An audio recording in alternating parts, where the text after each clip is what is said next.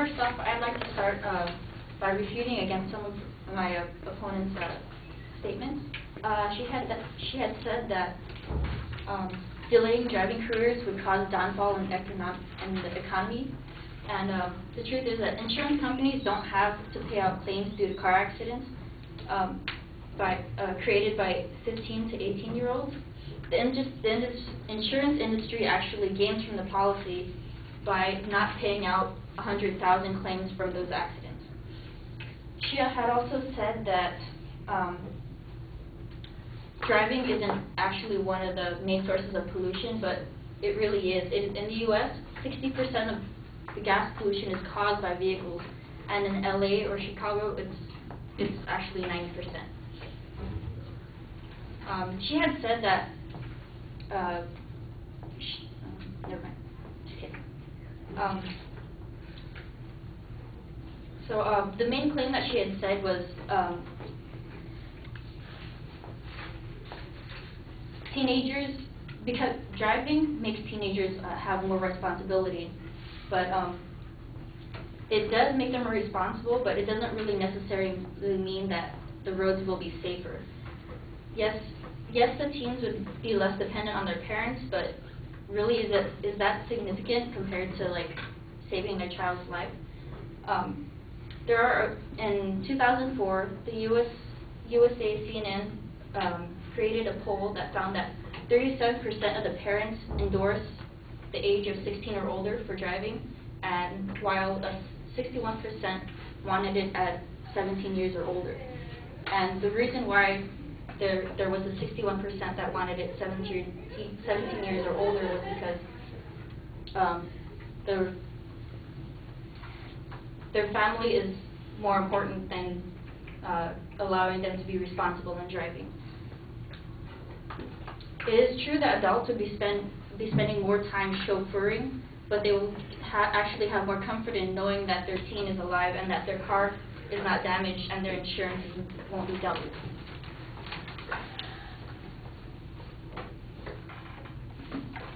The older the age, the more responsible and mature that person is, and therefore having a license distributed at a later age will decrease the number of accidents. And the reason why these accidents do occur are because most teenagers are influenced by peer pressure, and when being in a car with passengers, the risk-taking behavior is heightened. Here are a few facts of the past with the teen driving accidents. The Centers for Disease Control reports that in 2002, the motor vehicle death rate for teens between 15 to 18 years old was 27.6 deaths per 100,000 population, and nearly 7,900 teen drivers were involved in those fatal accidents. The teen driving-related deaths actually has a really high rate. According to the National Highway Traffic Safety Administration, they reported that 3,657 drivers aged 15 to 18 years of age were killed in 2003. And in the year 2002, the number killed was 3,827. And added together, that does create a whopping total of 7,484.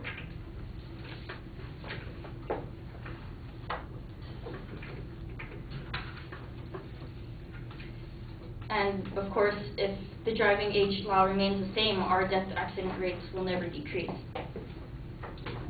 Change is usually always made for the better, and that is why we have the establishment of the no texting law or the talking on the phone with your handheld. These new laws were established to decrease the amount of accidents on the roads, and the majority of these accidents were caused by teenagers, and the majority of them were texting. There are studies that actually show that the mind mentality of a 16-year-old is completely different than that of an 18-year-old. According to William Triplett, he did the article Teen Driving. Experts say that they may be allowed to drive at 16, but it doesn't necessarily mean they have the maturity to handle physical or physiological challenges of driving, especially when influenced by friends.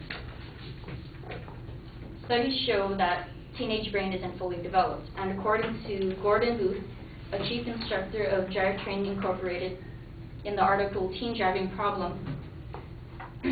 Quote, research in several countries has shown not only younger people are, when they start to drive, higher chances of having a fatal crash within the first year, but also a young person's brain is not fully developed until teenage years have passed, reducing their abilities of being a safe driver.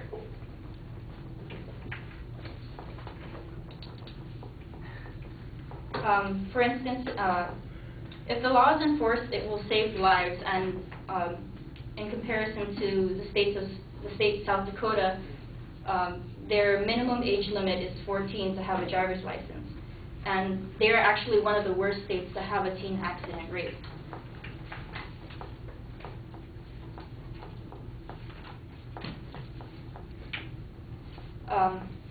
In South Dakota, in the year 2008, there were 187 fatal teen car accidents, which occurred in the population of 60,765 teens.